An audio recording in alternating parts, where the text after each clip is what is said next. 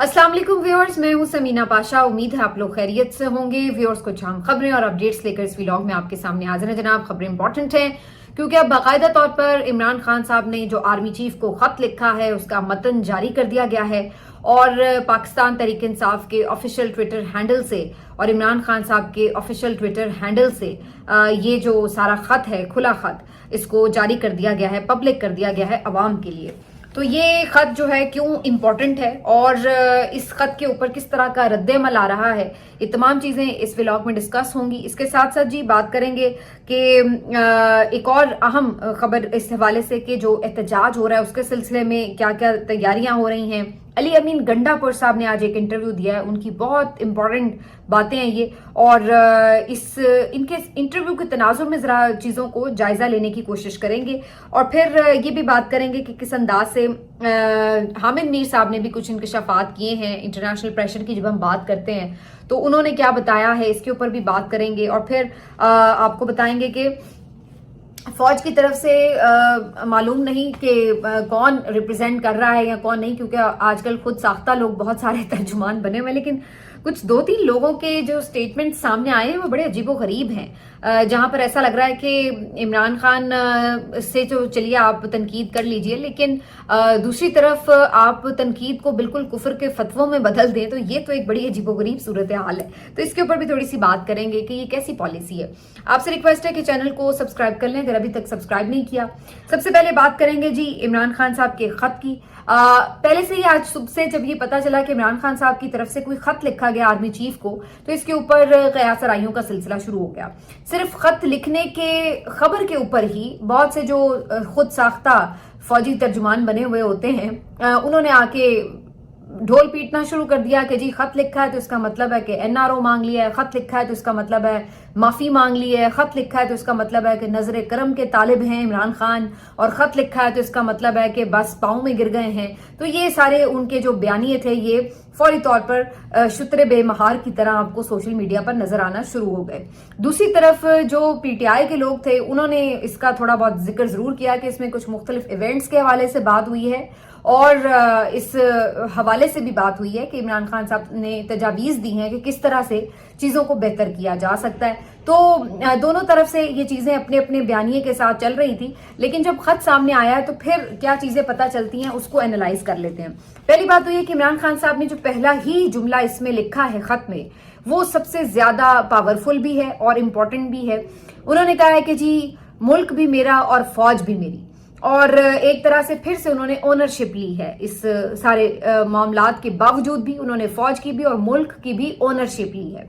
तो सबसे पहले तो ये चीज है, और फिर बात का आगाज करते हुए तमहीद बांधी इमरान खान साहब ने ये कह के कि इस वक्त जो मुल्क है उसमें दहशतगर्दी के जो हालात हैं, फौजी जवान हमारे शहादतें दे रहे हैं, कुर्बानियां दे रहे हैं, लेकिन ये सब कुछ जारी है और ये ऐसा लग रहा है कि कोई भी फौज दुनिया की उस वक्त तक कामयाब नहीं हो सकती जब तक कि अवाम उसके पीछे ना खड़े हों। और इस वक्त बदकिस्मती से पाकिस्तान के अवाम जो है वो फौज के साथ खड़े नहीं नजर आते।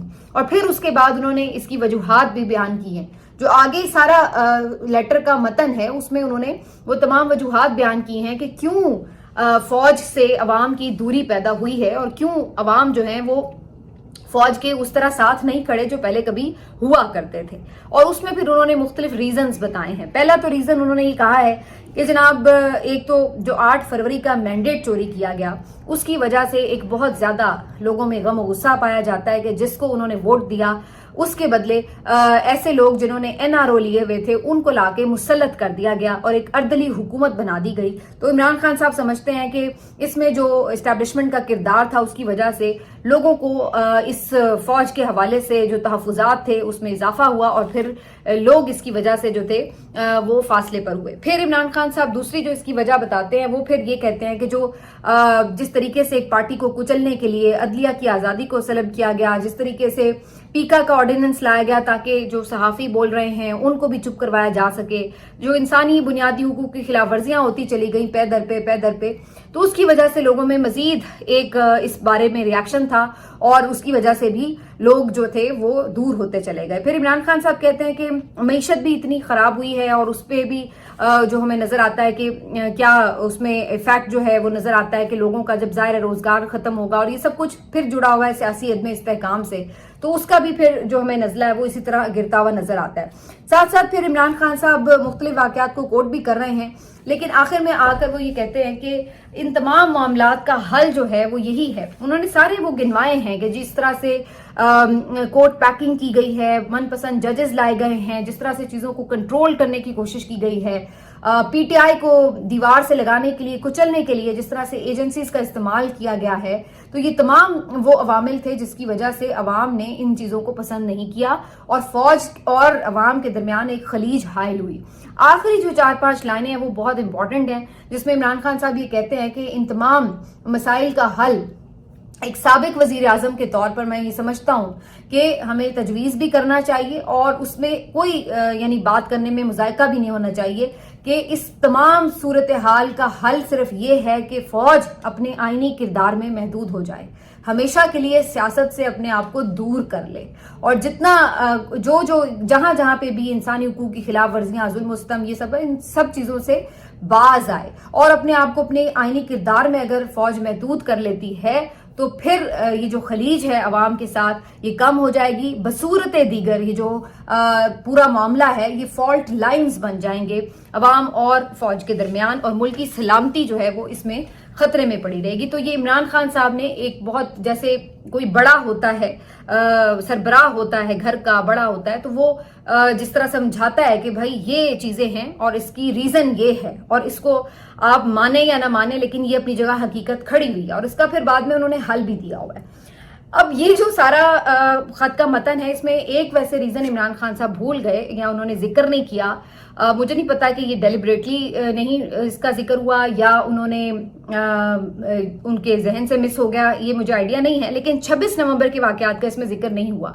जबकि जहां रीजंस वो बता रहे हैं तो उसमें एक रीजन ये भी थी कि जो 26 नवंबर के वाकयात हुए तो अल्टीमेटली जाहिर है उसकी वजह से भी एक बहुत लोगों में इश्ताल भी था और बड़ा गम गुस्सा भी था। तो ये भी वाकयात जो हैं इसको भी निगलेक्ट नहीं किया जा सकता था। तो बहरहाल ये सारे जो मतन के बाद चीजें सामने आती हैं तो वो लोग जो ये कह रहे थे कि जी इमरान खान जो है वो एनआरओ मांग रहे हैं, तो मुझे तो इस खत में कहीं नजर नहीं आया कि इमरान खान ने ये कहा हो कि जनाब मुझे रिहा कर दो। जो लोग ये कहते हैं कि जी इमरान खान माफी मांग रहे थे तो मुझे तो ये नजर नहीं आया कि वो यहीं कहीं पे ये कह रहे हो कि हाँ मेरे से गलतियां हुई हैं। वो तो उल्टा आपकी गलतियां गिनवा रहे हैं कि जनाब ये वो चीजें हैं जिसकी वजह से लोग आपसे पीछे हटे हैं। तो इमरान खान साहब ने कौन सी इसमें माफी मांगी है मुझे नहीं दिखी। फिर इसी तरह से वो लोग जो ये कह रहे हैं कि जी वो माजरत ख्वाहाना रवैया अपना रहे थे या वो बात करने के लिए तरसे हुए हैं, तो उसमें मुझे तो नहीं लगा कि इमरान खान साहब ने कोई इस तरह की चीज की है कि जिसकी वजह से आपको लगे कि जी वो कोई बात करने के लिए तरसे हुए हैं। वो कहते हैं कि मैं बहैसियत साबिक वजीर आजम बात करता रहूंगा, भले उस पर कोई रिस्पॉन्स दे रहा है या नहीं दे रहा। और वो जब से जेल गए हैं, जेल जाने से पहले भी इवन वो ये बात करते रहे हैं कि मैं यानी मुल्क और कौम के मफाद में किसी के साथ भी बैठने के लिए तैयार हूं, भले उसने मेरे साथ जाती तौर पर क्या कुछ भी ना किया हो, मैं वो भी चीजें इग्नोर करने के लिए तैयार हूं। तो वो एक समझते हैं कि उनकी जात जो है वो मुल्क से बड़ी नहीं है, मुल्क की बेहतरी के लिए अगर कुछ हो रहा है तो वो उसमें अपनी अना को नहीं लाएंगे। तो ये उन्होंने बेसिकली बात की है। और फिर जो ये लोग समझ रहे थे कि जनाब वो कोई डील पे बात करना चाहते हैं, तो डील उन्होंने ऑफर कर दी है हो इस्टेब्लिशमेंट को। डील उन्होंने ये ऑफर की है कि भाई अपने आईनी किरदार में चले जाओ। आपका आईनी किरदार है सरहदों की हिफाजत, बैरकों में जाना, वहां जाएं आप। बाकी जो आप सियासत में आते हैं, बार बार जो आप अपना किरदार बढ़ाते चले जाते हैं, ये आपका किरदार है नहीं आईनी तौर पर, और इसी की वजह से सारे मसाइल जन्म ले रहे हैं मुल्क के लिए भी और आपके अपने लिए भी, आपके इदारे के लिए भी। तो ये उन्होंने डील ऑफर की है। मेरा ख्याल है ये एक बहुत बेहतरीन डील है और यकीनन इस पे गौर करना चाहिए। लेकिन अब इसका जवाब क्या आएगा ये देखना होगा। लेकिन बहरहाल जो इसके ऊपर एक नैरेटिव बनाने की कोशिश की जा रही थी वो तो इससे बनता नजर नहीं आ रहा। हाँ, ये बात जरूर लोगों ने की कि जनाब उनका रवैया सख्त नहीं था इस खत में, और उन्होंने जनरल या पार्ट 2 या फिर जनरल डायर जैसे अल्फाज इस्तेमाल नहीं किए जो इससे पहले वो मौजूदा आर्मी चीफ के लिए करते रहे हैं। तो ये आप कह सकते हैं, जाहिर है जब आप खत लिख रहे हैं या आप चीजों को एक हल तजवीज कर रहे हैं तो वहां पर फिर आप इस तरह के अल्फाज तो नहीं आमतौर पर इस्तेमाल कर रहे होते। लेकिन इसका मतलब ये नहीं है कि आप ये समझें कि वो बिल्कुल अपना जो मौक़िफ़ है उससे पीछे हट गई। मौक़िफ़ तो उनका वहीं पे खड़ा हुआ है। और ये भी कोई इमरान खान साहब की अगर आप मिजाज को देखते हुए ये भी कोई बईद नहीं है कि कल ही किसी गुफ्तगू में वो फिर से वही अल्फाज दोहरा दें। तो ये कोई इतने खुश होने की बात भी नहीं है, ये इतने उदास होने की बात भी नहीं है कि क्यों नहीं कहा। मेरा कहने का सिर्फ मकसद ये कि इमरान खान की जो पर्सनैलिटी है उसमें कई दफ़ा ऐसा बीच में हुआ है कि कहीं पे उन्होंने एक नरमी भी इख्तियार की है थोड़ी बहुत लहजे में, और कहीं पर बहुत एग्रेशन भी उन्होंने दिखाया है। तो दोनों सूरतें साथ साथ चलती रही हैं। लेकिन इन तमाम चीज़ों के साथ जब आप अली अमीन गंडापुर साहब का इंटरव्यू देखते हैं तो वो बड़ा इंपॉर्टेंट है, क्योंकि अली अमीन गंडापुर साहब ने आज नदीम मलिक साहब के प्रोग्राम में इंकशाफ ये किया कि वो टॉक्स में काफ़ी आगे तक आ चुके थे। और उन्होंने कहा कि जनाब पहले एक जगह पर तो हम 80% तकरीबन हल तक पहुंच चुके थे और उसके बाद तो 99% तक पहुंच चुके थे। ये बहुत बड़ा क्लेम है जो अली अमीन गंडापुर कह रहे थे। तो इस पे मलिक साहब ने भी ज़ाहिर पूछा कि भाई ये कब। उन्होंने कहा जी 26 नवंबर से पहले जब हमारे टॉक्स होती थी तो हम तकरीबन 80% तक पहुंच चुके थे, लेकिन 26 नवंबर के बाद जो भी रिसेंट बातचीत चल रही थी उसमें तकरीबन हम 99% तक जो है वो पहुंच चुके थे, हल के करीब थे। तो ये भी उन्होंने कहा कि ये नहीं है कि उसके बाद फिर हम जीरो पे आ गए हैं, अभी हमारी आगे मजीद मुलाकातें भी होनी है, मजीद कुछ चीज़ें आगे भी बढ़ेंगी। तो मुझे उम्मीद है कि ये हम चीज़ों का हल निकाल लेंगे। तो ये अली अमीन का बहुत बड़ा स्टेटमेंट था। उन्होंने ये भी कहा कि बिल्कुल ये ऑफर्स मौजूद थी कि उन्हें बनीगाला भेज दिया जाए या नथिया गली के रेस्ट हाउस में भेज दिया जाए वो, लेकिन वो जाहिर है कि इमरान खान साहब की तरफ से कबूल नहीं की गई। लेकिन अब अली अमीन साहब की अगर इस गुफ्तगू को आप देखें तो मुझे समझ नहीं आता कि इसको मैं रियलिटी से किस तरह से क्लोज करूं, क्योंकि अगर वाकई 99% तक चीज़ें हल हो चुकी हैं और किसी अग्रीमेंट तक पहुंच चुके हैं, तो फिर ये सब जो हमें बाहर नजर आ रहा है उसकी कोई लॉजिक समझ नहीं आती है। मसलन अगर ये तय हो चुका है कि इमरान खान साहब के साथ मामलात बेहतर हो रहे हैं, तो फिर यहाँ पर इस्लामाबाद हाई कोर्ट में ये जो कोर्ट पैकिंग की गई है इसका क्या मकसद नजर आता है? फिर ये क्यों किया गया है? फिर तो हमें यही होना चाहिए था ना कि जो नॉर्मली एक चल रहा था कोर्ट का सिस्टम उसी तरह से उसको चलने देते। तो यहाँ से देखते हुए तो लग रहा है कि जी आगे मजीद इमरान खान साहब को जेल में रखने के लिए, उनके सजा के फैसले बरकरार रखने के लिए अपने पसंदीदा जजेस को इस्लामाबाद हाई कोर्ट में लाकर बिठाया जा रहा है। तो तासुर तो आम ये बना हुआ था।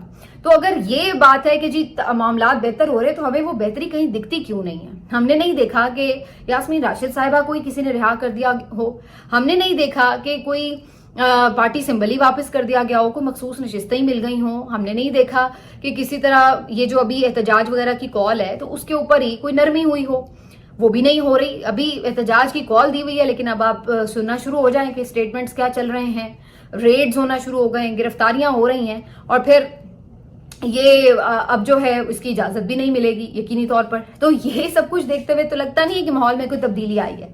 लेकिन अली अमीन गंडापुर साहब इसके बरक्स बहुत बड़ा दावा कर रहे हैं कि जी 99% के करीब है, बल्कि उन्होंने तो ये तक कहा कि हम अब इस चीजों को ब्लैक एंड व्हाइट तक में ले आए हैं, और अगर अब कोई इससे बैकआउट करता है तो इसका मतलब है कि वो अपनी बात से फिर गया है, क्योंकि अब तो चीजें हमारे पास ब्लैक एंड व्हाइट में है। तो ये बहुत बड़ी बात है जो अली अमीन गंडापुर कह रहे हैं। और फिलहाल जो हालात हैं उनको देखते हुए तो इससे इसको यकीन करना या इसको हकीकत से करीब तर समझना मुश्किल है।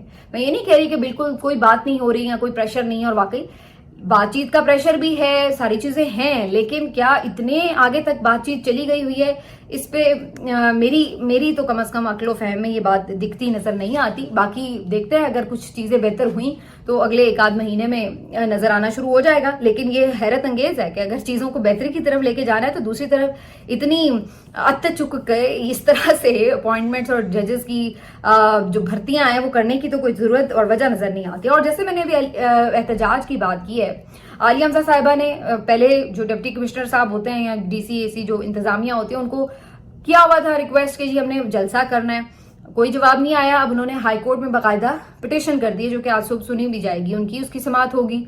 अब पक्की बात है जो कि मुश्किल है कि जलसे की इजाजत मिले, वजह कि उन दिनों में कोई मैचेस भी हो रहे हैं और कोई 3 मुल्क की शायद सीरीज है, उसका कोई अहम मैच है 8 तारीख को, जिस दिन पाकिस्तान तहरीक इंसाफ ने एहतजाज की कॉल दे रखी है। तो अब इसको पहले से ही मोहसिन नकवी साहब ने भी कहा कि जिस दिन मैच भी है तो हम तो यही कहेंगे कि आप ना एहतजाज करें, अगर फिर भी किया तो फिर हम निमट लेंगे।